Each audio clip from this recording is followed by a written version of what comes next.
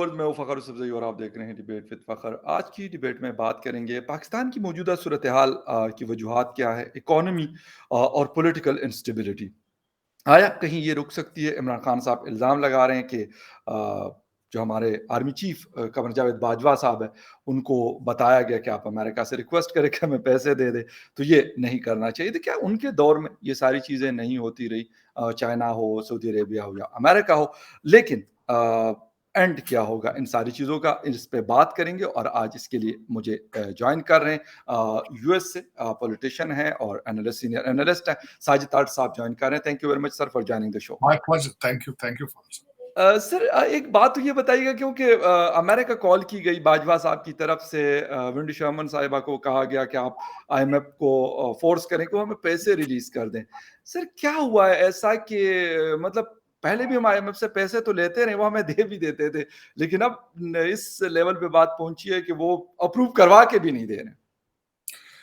देखिए, इस वक्त यहाँ पे जो मैं आज अमेरिका में कई दूसरी चीजों को जब देख रहा था तो उसके हवाले से नजर एक तो खतरनाक खत है। सबसे पहले तो ये बताना चाहूंगा कि एक आर्मी हेड का फोन करना वेंडी शर्मन को, ये आपके मामले की आपको उसकी संजीदगी की तरफ तवज्जो दिलवाता है कि हालात कितने खराब हो चुके हैं।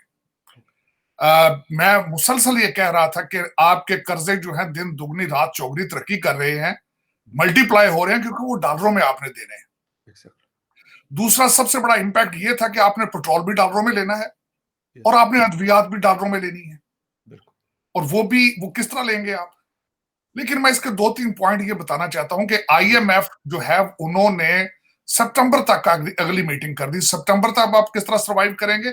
आपकी एवरेज ₹5 पर डे के हिसाब से डॉलर बढ़ रहा है। आपकी एलसीज खुद नहीं बंद हो चुकी हैं, आपका टोयोटा, हांडा और सुजुकी के प्लांट बंद हो रहे हैं, और उसके ऊपर जलती के तेल, मैं ये समझता बताना चाहूंगा, वेंडी शर्मन जो है वो जो बाइडेन एडमिनिस्ट्रेशन के लिए काम करती है, और जो बाइडेन एडमिनिस्ट्रेशन क्या है, ओबामा के पीरियड की एक्सटेंशन है वो जी। और उस दौर में पाकिस्तान के क्या रिलेशनशिप थे ओबामा के साथ? पाकिस्तान के ऊपर सबसे ज्यादा ड्रोन अटैक जो है वो ओबामा दौर में हुए थे। और ओबामा एक बिल क्लिंटन के बाद दूसरे ऐसे सदर थे जिन्होंने भारत के साथ अपने रिलेशनशिप जो उनको तकवीयत पहुंचाई थी अगले लेवल पर ले गए थे, बल्कि ओबामा ने उनको पहली दफा कहा था कि हमारे regional partner is Bharat. Right. अच्छा, दूसरा, अब जब दूसरी तरफ देखते हैं वेंडी शर्मन के बाद, तो देखें कि बाजवा साहब क्या हैं। बाजवा साहब खुद नवंबर में रिटायर होने वाले हैं, तो उनकी बात में कितनी तकवीयत होगी, कितना असर होगा उसमें। तीसरा पॉइंट इसमें यह कहूंगा, आपके क्या ख्याल है, वेंडी शर्मन को रिपोर्टें नहीं जा रही कि आपकी सबसे बड़ी सियासी पार्टी जो है, जो अब मजहबी पार्टी बन चुकी है, वो डेली बेस पे बाहर निकल के कहती है कि मेरी हुकूमत अमेरिका ने गिराई है। बिल्कुल। और उससे बड़ी एक स्टेटमेंट यह है कि अमेरिका की गुलामी से अच्छा था पाकिस्तान बनता ही ना। ये हमारे इमरान खान साहब की स्टेटमेंट है। आपका क्या ख्याल है, अमेरिकन एम्बेसी ने इसको इंग्लिश में ट्रांसलेट नहीं किया होगा? 100% किया होगा। और उसमें जो मैं ये कहना चाहूंगा कि इस वक्त, और जो खान साहब ने अगले दिन सिग्नल दिया है कि आर्मी चीफ को कॉल, दो बातें थी, आप एक उसमें थोड़ी सी चीज मिस की आपने। खान साहब ने कहा था कि क्या अमेरिका से पैसे लेने जरूरी है, और दूसरी उन्होंने कहा था कि अमेरिका आर्मी चीफ की कॉल क्यों की उन्होंने। अब अमेरिका से पैसे, ठीक है खान साहब, आपके तो बड़े बड़े अच्छे दोस्त हैं आरफ नकवी जैसे, जिसका अगले दिन फाइनेंशियल टाइम्स में आया है उनका पूरा अबराज ग्रुप का, अबराज ग्रुप, वो $14 बिलियन को डील करते थे। तो खान साहब, मुझे लगता है कि आपके जेब में भी कई बिलियन डॉलर मौजूद हैं, जिस कैजुअल तरीके से आपने उसका जिक्र किया। बिल्कुल। मेरा मशवरा ये होगा खान साहब कि आर्मी चीफ साहब ने सिर्फ 1.7 बिलियन, $1.17 बिलियन के लिए कॉल की है। अगर आप मेहरबानी फरमाएं तो 2-4 बिलियन पाकिस्तान को उधारे दे दें आप खुद। क्योंकि आपने इतने कैजुअल और इतने लापरवाही में आपने इस तरह का मैसेज दिया है। मुझे शक पड़ता है आपको इकॉनमी का बिल्कुल नहीं पता, या फिर आपको पाकिस्तान के जो हालात चल रहे हैं उसके बारे में कोई अंदाजा नहीं, क्योंकि आपके और आपके साथ जो टोला है उनकी आमदनी डॉलरों और पाउंडों में है। तो आपने बिल्कुल सही फरमाया है कि कॉल भी नहीं चाहिए थी, और आर्मी चीफ को भी कॉल नहीं करनी चाहिए थी, तो फिर किसको कॉल करते, किसको बताते? तो वैसे तो बात आपकी ठीक है, कर्जों, आप बारोड इकॉनमी है, आप अपने पांव पे खड़े हो। एक लास्ट पॉइंट उसमें ऐड मैं करना चाहूंगा जी सर। कि मई और जून के अंदर इन्होंने लग्जरी गुड्स जो गैर जरूरी अशिया थी उन पर हाँ, पाबंदी लगाई थी, और जिसको पिछले हफ्ते कैबिनेट ने उठा लिया है। मैं बिल्कुल। चाहता हूं पूरी कौम उस लिस्ट को गौर से पढ़े। उस लिस्ट के अंदर आपके जूसेस, चॉकलेट, केचप और बिल्कुल। लग्जरी बैग्स और इस तरह की अशिया है। आप 2 महीने डॉग्स नहीं, और कैट्स के लिए जो फूड है सर, इंपोर्टेड फूड, वो आ रहा है। तो आप दो पेट्स के महीने लिए। इनके बगैर नहीं गुजार सके आप। सोचने वाली बात। मैं एग्ज़ैक्टली। पहले हमेशा ये कहता हूं, आप भी फखर साहब जिस शहर में बैठे हैं, इस शहर के अंदर पाकिस्तान की करप्शन का इतना पैसा लोगों के घरों में कैश पड़ा है कि आपको अंदाजा नहीं। आप और सही कह आपके रहे हैं। डॉलर की शॉर्टेज की 2 वजूहात है सबसे बड़ी। जी, एक, लॉन्चेस के जरिए और एयरपोर्टों से पैसा दुबई भाग रहा है, और दूसरा इस वक्त आपका डॉलर 250 का है, जी। अफगानी करेंसी में 255 का है, तो दूसरी तरफ से वो बॉर्डर स्मगल हो रहा है अफगानिस्तान में। लेकिन अगर देखा जाए तो इस वक्त पाकिस्तान में, अगर मुझसे सही पूछा जाए, तो किसी की कोई हुकूमत नहीं है, क्योंकि जो इस वक्त फेडरल हुकूमत है शहबाज साहब की, उसको कहा गया कि सिर्फ इस्लामाबाद के अंदर लिमिटेड है। और दूसरी साइड पर एक ऐसा नया चीफ मिनिस्टर बना है जिसके अपने सिर्फ 9 वोट थे, बिल्कुल, बिल्कुल। सिर्फ 9। अगर अच्छा, आपकी ये जमहूरियत और सियासत की डेफिनेशन ये है, तो यू आर नॉट डेमोक्रेटिक, और आप सियासी भी नहीं। एग्ज़ैक्टली। अच्छा सर, एक चीज़ और है, मतलब इमरान खान साहब, आपने बिल्कुल सही कहा कि मज़हबी पार्टी बना दी है। सर 3 दिन पहले एक स्पीच में वो कहते हैं कि जो लोग मुझसे अलग हुए हैं, उन्होंने शिर्क किया है। मतलब ब मैं बड़ा हैरान होता हूँ, आप मतलब यूएस में सर आप पॉलिटिक्स में हैं, पाकिस्तान को भी आप देखते हैं, हिंदुस्तान भी देखते हैं, पूरी दुनिया के ऊपर नज़र होती है। सर इस किस्म का मज़हब का इस्तेमाल किसी और को शायद, मैं कहता हूँ मौलाना फजल रहमान नहीं करते जो मौलाना है। इमरान खान साहब कह रहे हैं कि सबने शिर्क किया। अब सर यहाँ तक लेवल पहुंच गई, यहाँ तक बात पहुंच चुकी है, तो अब आगे क्या होगा कि इकोनॉमी का हम रोना रो रहे हैं सर, अपनी जो डिप्लोमेसी है उसका रोना रो रहे हैं, अवाम मजीद मुश्किल में होती जा रही है दिन ब दिन। देखिए, ये माजी में भी देखा गया है कि डेवलपिंग कंट्रीज जहां लोगों की शरह तालीम कम होती है, परसेंटेज ऑफ लिटरेसी, वहां पे गद्दारी का और मजहब का कार्ड बड़ी हम्म, खूबसूरती से चलता है। जी। अब ये मजहबी कार्ड खान साहब ने ये इसकी तरबियत कहां से हासिल की है?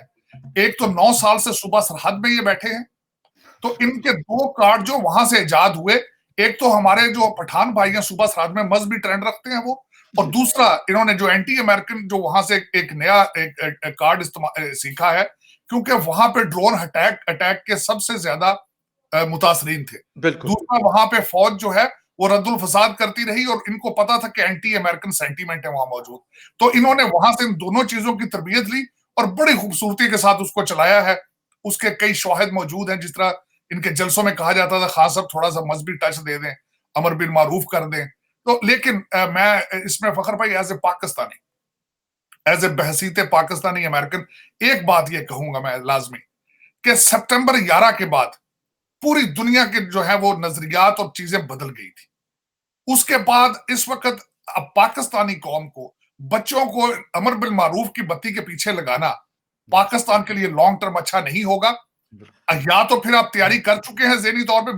मेरा जो अपना एक ऑब्जर्वेशन है जी। कि जिस तरीके से आपने जब तालिबान आए थे तो पाकिस्तान के अंदर कुछ लोगों ने जश्न मनाए थे, बिल्कुल। या तो फिर आप ज़हनी तौर पे तैयार हो चुके हैं, एक्सेप्ट कर चुके हैं कि it's okay to be Afghanistan. आपने इस चीज को ज़हनी तौर पे एक्सेप्ट कर लिया। लेकिन मेरा इसमें मेरा इस वक्त जो दो सर। किस्म के लोग इस वक्त पीटीआई के साथ हैं, वो उनका आइडिया ये है कि जब दिल हो पार्टी कर ली जाए, तब जब दिल हो तो आप उसी वक्त तालिबानी माइंडसेट पे चले जाए। दिन में पार्टी करें, दिन में तालिबान बन जाए, शाम को पार्टी करें, शाम बिल्कुल। को डीजे बट भी चले, अताउल्ला न्याजी के गाने भी चले, और ऊपर कुर्ता हो, नीचे जीन्स की पैंट और हाथ में तस्बीह हो। अगर ये माइंडसेट है, लेकिन दुनिया आपको टाइम नहीं इस तरह का देगी कि सुबह आप कुछ खेलें और शाम को कुछ खेलें। बिल्कुल, बिल्कुल, बिल्कुल, लेकिन डबल फेस सर दुनिया क्योंकि पहचान नहीं चुकी है। चलेगा। उसकी वजह यह है, आप दुनिया को सिग्नल दे रहे हैं कि पीटीआई जो है टीएलपी 2 बन चुकी है। बिल्कुल, तो बिल्कुल। और ये सर गलत सिग्नल जा रहा है। और दूसरा उसमें खतरनाक खेल ये है, आप ये भूल जाते हैं खान साहब जब तकरीरें मजहबी करते हैं कि पाकिस्तान इज एटॉमिक पावर। क्या यस। दुनिया क्या दुनिया अमर बिन मारूफ पे साथ आपकी एटॉमिक पावर को डाइजेस्ट कर सकेगी? क्या दुनिया आपको बर्दाश्त कर पाएगी कि आपके मुल्क के अंदर इंतशार हो और आप नए आने वाले बच्चों को आप उनको अमर बिन मारूफ के रास्ते पे ले जाएं? अफगानिस्तान क्या कम है वहां पे? तो बिल्कुल। या तो पे ज़हनी तौर पे अब तैयार हो चुके हैं, उसमें खान साहब का कोई नहीं कसूर, उसमें फ़खर साहब, खान साहब ने वन वे टिकट लेके अपने बच्चों को जॉइन कर लेना है लंदन में, मार जी। आप खाएँगे जो परमानेंट बैठे हैं। और सर ये खान साहब का ज़रा घेरा देखें आप कभी गौर से। जी, खान साहब का चीफ ऑफ स्टाफ जो है फॉरेन नेशनल है, उसके बच्चे शिकागो में बैठे। बिल्कुल। Yes sir. खान साहब की टेबल के ऊपर जितने ज्यादा जो लौंडे लपाड़े हैं, सारे या फॉरेन नेशनल हैं या डुअल बिल्कुल, नेशनल है, या बिल्कुल सर। अमीर लोगों के बिगड़े हुए बच्चे हैं वो। तो बिल्कुल सर, उन्होंने बिल्कुल। बड़ी आसानी के साथ, दुबई में उनकी प्रॉपर्टीज हैं, लंदन और कनाडा भाग जाएंगे, मार खाएंगे आप जो परमानेंट वहां बैठे हैं, जो एग्ज़ैक्टली। 300 रुपए का डॉलर लेकर आप गाड़ियों में पेट्रोल कैसे डलवाएंगे, आप बिल्कुल। दवाइयां किस तरह, डिस्प्रिन किस तरह लोगे, आप हार्ट की और कैंसर की दवाइयां किस तरह अफोर्ड कर एग्ज़ैक्टली। पाओगे, ये लमा फिक्रिया है।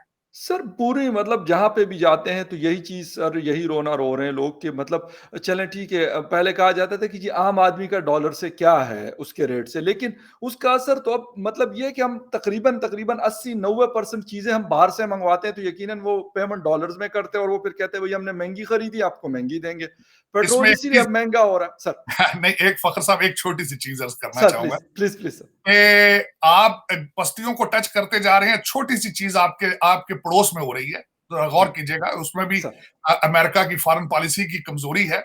जी। आपके पड़ोस में भारत ने रशिया के साथ रुपयों में डीलिंग शुरू कर दी है यस सर। और चाइना के साथ रुपयों में डीलिंग शुरू कर दी है। बिल्कुल। सबसे ज्यादा लूजर उसमें कौन है? बाइडेन एडमिनिस्ट्रेशन, क्योंकि डॉलर डिवैल्यू हो रहा है। लेकिन उसमें मैं या तो फिर आपके पास इतनी ताकत मौजूद हो कि आप रशिया से तेल ले लें बिल्कुल।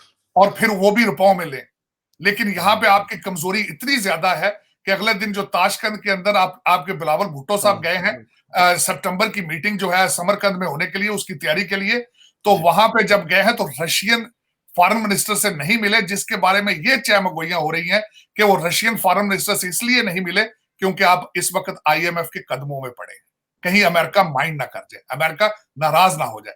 अगर आप इतने कमजोर हो तो खान साहब को चाहिए कि इस तरह की स्टेटमेंट देने से पहले दो दफा सोचा करें।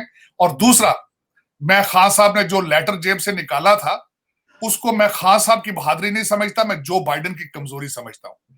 अमेरिका की फॉरेन पॉलिसी और अमेरिकन एम्बेसी और आपके डिप्लोमेट और अमेरिकन एम्बेसडर आज इतना कमजोर हो चुका है, और ना सिर्फ पाकिस्तान में, पूरी दुनिया में, कि राइट। आज खान साहब जैसे लोग जेब से एक लेटर, एक जाली लेटर निकाल के लोग को बेवकूफ बिल्कुल। बना रहे हैं।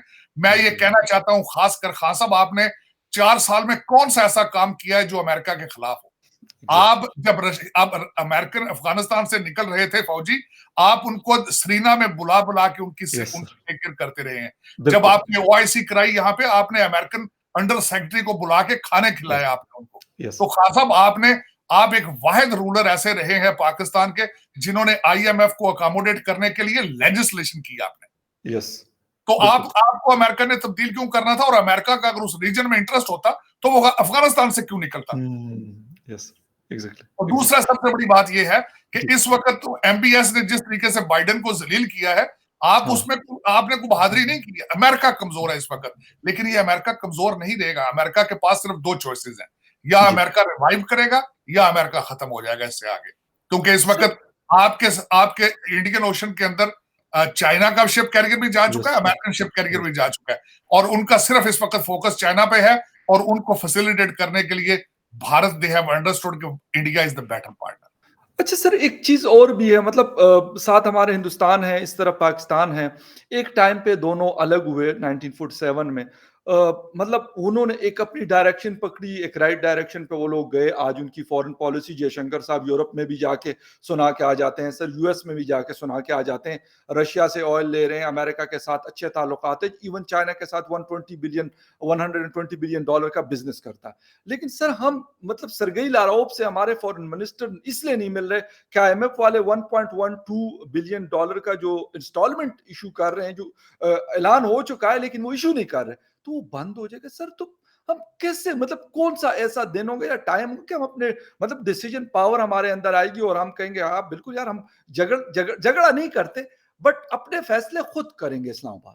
नहीं, अपने फैसले देखें, इसमें फखर साहब, मुईद यूसुफ साहब ने बड़ी अच्छी बात की थी, और सारी दुनिया को पता है बेसिक फॉरेन पॉलिसी का।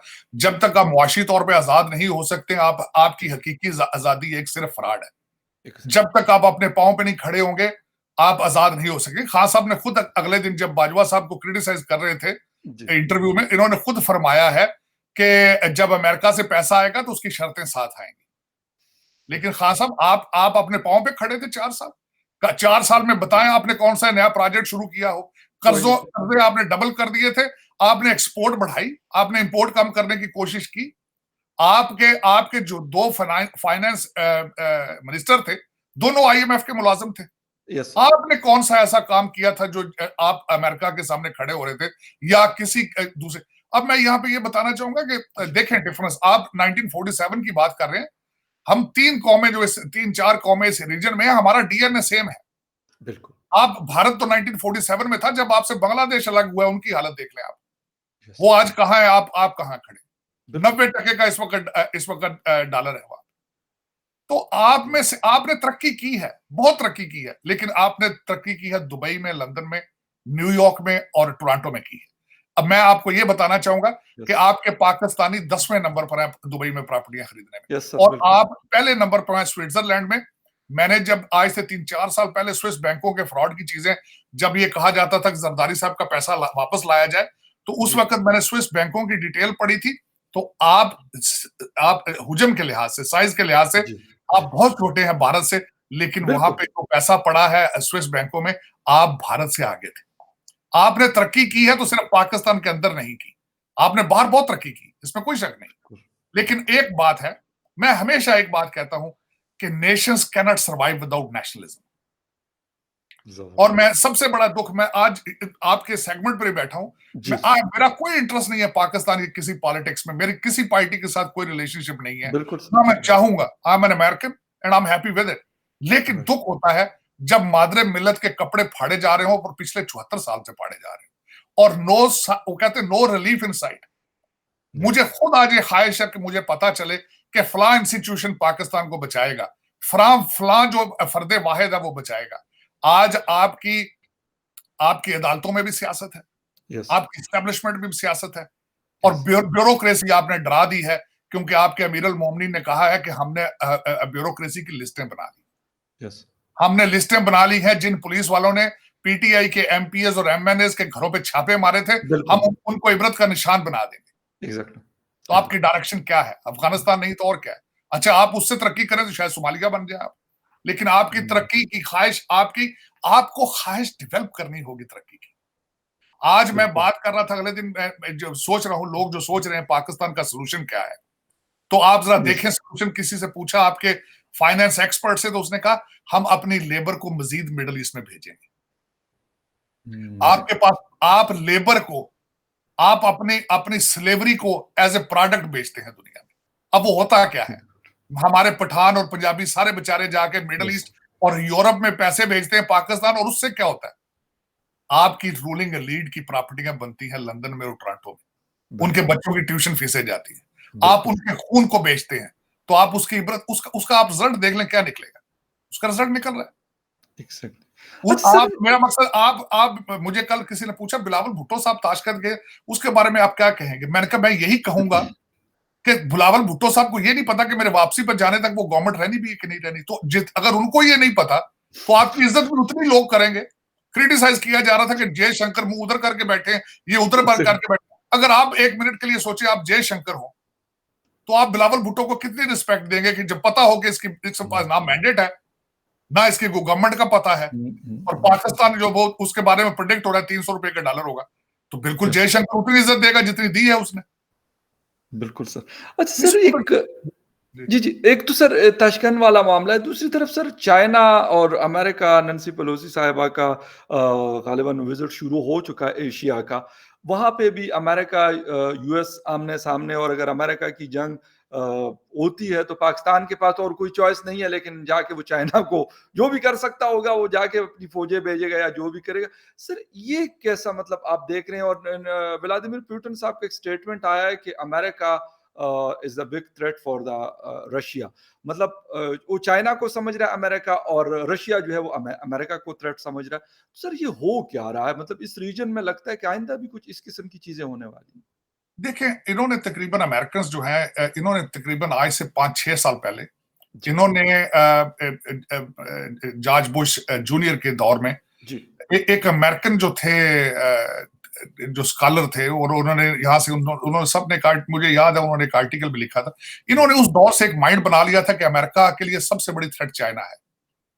चाइना का फाइनेंशियल ग्रोथ, और उसके बाद उनकी आर्मामेंट जो रेस, और दूसरा जिस तरीके से अभी वो सी पैक बना रहे हैं, इससे पहले भी वो अफ्रीका के अंदर उन्होंने बहुत ज्यादा डेवलपमेंट की है, और एक्सक्लूसिव ऑयल की उन्होंने, क्योंकि इस वक्त देखें चाइना जब मिडिल क्लास वहां ग्रो कर रही है, उनको सबसे पहले क्या चाहिए, वो गाड़ियों की जरूरत है, उनको गाड़ियों की पेट्रोल की जरूरत है। तो उन्होंने एक्सक्लूसिव राइट्स किए, और उसके हवाले से उनको अफ्रीका से उन्होंने अपने ट्रेड रूट्स बनाए, अफ्रीका में जाकर बड़ा ग्रोथ किया उन्होंने, जिबूती में एयरबेस बनाई।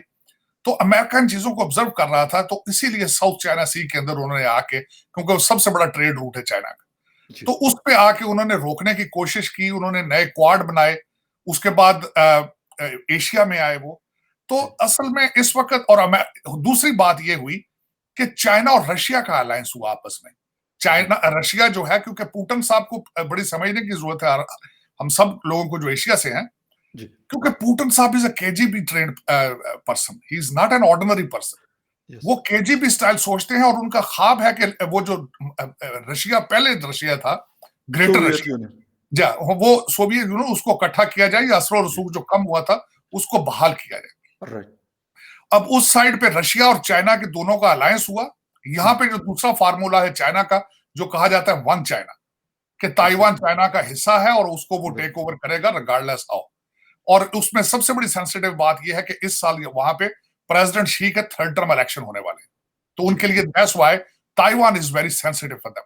अब उसके बाद मैं बताना ये चाहूंगा कि नैन्सी पेलोसी, उनको इसरार ये था 25 साल बाद, जो आखिरी वहां पे जो स्पीकर ऑफ हमारे कांग्रेस गए थे, न्यूट गिंगरिच गए थे। तो उसके बाद ये हुआ कि हमारे कई लोअर लेवल के जो स्टाफ वहां पे गया ताइवान, और हालांकि मैं आज एक और चाइनीज मीडिया से मैं न्यूज़पेपर पढ़ रहा था, और उन्होंने कहा है कि हमारा मुआहदा है अमेरिका के साथ कि अमेरिका चाइना के इंटरनल इश्यूज में कोई इंटरफेरेंस नहीं करेगा। और ये अगर उसको वेरीफाई करना है तो हमारे स्टेट डिपार्टमेंट की वेबसाइट पे मौजूद है।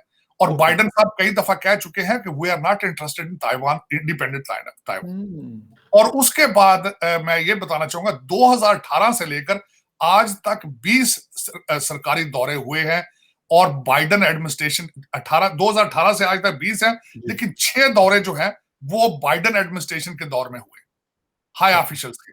और सिर्फ 2018 से लेकर आज तक सिर्फ ताइवान से 2 दौरे सरकारी दौर पे हुए। तो वो चाइना ये समझता है कि ताइवान के बारे में बात करना हमारे इंटरनल मैटर्स को उसको छेड़ने वाली बात है। लेकिन अमेरिका जिस तरीके से इस वक्त कमजोर है, बीमार है, अमेरिका अपने इंटरनल प्रॉब्लम्स को डील नहीं कर पा रहा है, महंगाई को और पेट्रोल की बढ़ती हुई प्राइसेस को, तो वो ताइवान के बारे में कुछ भी करने से लाचार है, कुछ नहीं कर सकेगा। ये एक पॉलिटिकल स्टंट है इसका, नैन्सी पेलोसी का। आज मैं उनकी ये प्रेस कॉन्फ्रेंस सुन रहा था जो उन्होंने कल की है, कि मैं वहां पे जाना चाहती हूँ इसलिए कि मैं जिस डिस्ट्रिक्ट से कांग्रेस वुमन हूँ, वहां पे चाइनीज अमेरिकन की पॉपुलेशन बहुत ज्यादा है, वेस्ट कोस्ट में, कैलिफोर्निया। तो मैं इसलिए वहां जाना चाहती हूँ। लेकिन अप्रैल में इनका पहला दौरा मुतवक्के था, लेकिन नैन्सी पेलोसी पॉजिटिव आ गई और इसको मौखर किया गया। अब ये अगस्त में करने की तैयारी कर रही है। लेकिन पीपल लिबरेशन आर्मी जो है, उन्होंने कहा है अगर ये आई, ये ऑफिशियल उन्होंने कहा है उनके स्पोक्स पर्सन ने, कि अगर नैन्सी पेलोसी हमारे हदूद में दाखिल हुई ताइवान में, तो पीएलए के तैयारे साथ जाएंगे। बल्कि यहां तक उनका स्टेटमेंट थी कि maybe we shut down the airplane. तो सेंसिटिविटी बहुत ज्यादा है। मिलिट्री एक्सरसाइजेस हो रही हैं इस वक्त रशिया और चाइना की, और खासकर जो चाइनीज इस वक्त एक्सरसाइजेस क्लोज टू ताइवान है, उसमें लाइव एमुनेशन यूज किया जा रहा है, नॉट द डमी बुलेट्स। तो ये things are at the peak. और अब पाकिस्तान की बात कर रहे हैं, पाकिस्तान किसी चीज में ना लेने में ना देने में है, उसी पार्टी के साथ जाएगा जहां से कोई पैसे आने की उम्मीद होगी। डॉलर आईएमएफ दिखा देगा तो चाइना को छोड़ के उधर चला जाएगा। अगर चाइना ने कहा भी हम सी पैक के लिए आपको और पैसे दे देते हैं, तो फिर उनके साथ खड़ा हो जाएगा। माजी में भी आपके साथ यही आप करते रहे, आज भी यही कर रहे हैं। खान साहब बल्कि अमेरिका को इतना प्यार करते थे, खासकर कि खान साहब को चाइना ने कहा था कि हमारे सीपैक की डिटेल्स अमेरिका के साथ शेयर ना करें, यस इन्होंने प्लेट में रख के आईएमएफ को दी थी वो सारा कुछ। तो खान साहब, लेकिन इस वक्त फखर साहब, जो जी सबसे बड़ा चैलेंज है, जो कि मैं समझता हूं बहुत गलत होता है, खान साहब अपनी पॉपुलैरिटी, क्योंकि खान साहब समझ गए थे कि पाकिस्तानी जो बच्चे हैं इनको क्या हाँ चाहिए। पहले इन्होंने क्रिकेट दिखाया, पार्टी दिखाई, बिल्कुल इन्होंने गाने बनाए, डीजे भट्ट इनका फाउंडर है। तो बिल्कुल उसके बाद खान साहब अब इस स्टेज पे पहुंच चुके हैं कि हमारे जो बच्चे हैं वो कहते हैं खान साहब गलती कर ही नहीं सकते। यस और खान साहब ने, जिस तरह आपने खुद फरमाया है कि उन्होंने कहा कि जो मुझे छोड़ के जाएगा वो शिर्क कर रहा है। यस सर खान साहब ने जलसों में यहां तक कहा है कि खुदा आपसे ये कब्र में ये पूछेगा कि बिल्कुल पीटीआई के लिए क्या किया। खान साहब ने एग्जैक्टली यहां तक फरमाया कि हज उम्रे करने की जरूरत नहीं है, पीटीआई के लिए काम किया। बिल्कुल ये बड़ा खतरनाक है। ये हमारे जो इमरान खान साहब हैं, ये आयतुल्लाह खमीनी बनने की ख्वाहिश रखते हैं। और मैं समझता हूं कि खान साहब आप बने, लेकिन ये 21st सेंचुरी है, दुनिया एक एटॉमिक इस्लामिक कंट्री को बर्दाश्त कर पाएगी कभी नहीं कि जो आपके सर्कमस्टांसेस है डॉलर 300 का हो और हम्म, आप कहें कि हम ईरान बनने जा रहे हैं और आपके पास एटॉमिक पावर भी हो, आप बिल्कुल दुनिया बर्दाश्त यस कर पाएगी? आप, ये मेरा एक नॉट क्वेश्चन पॉसिबल है। नहीं, बिल्कुल सर, आपकी बात दुरुस्त है, ऐसा हो नहीं सकता। चलें मैं हम अगर ईरान की सर बात करते हैं, तो ईरान के पास कम से कम अपने नेचुरल रिसोर्सेज़ इतने हैं कि किसी न किसी तरीके से वो सर्वाइव कर रहे हैं। तो हमारा तो ये है कि अब हमें तो मतलब खाने को जिसे कहते हैं हमारी चीखें निकल जाती है, गंदम कम हुई है, ईडेबल ऑयल नहीं है, पेट्रोलियम क्रूड ऑयल जो है वो हम खरीदते हैं। मतलब कौन-कौन सी चीज़ें हैं जो हम कहेंगे कि यार ये यहाँ से चले पूरी हो जाएँगी, बाकी हम कर लेंगे। तो हमें तो यही होता है कि हमारी डिपेंडेंसी तो सारी दूसरों पे है।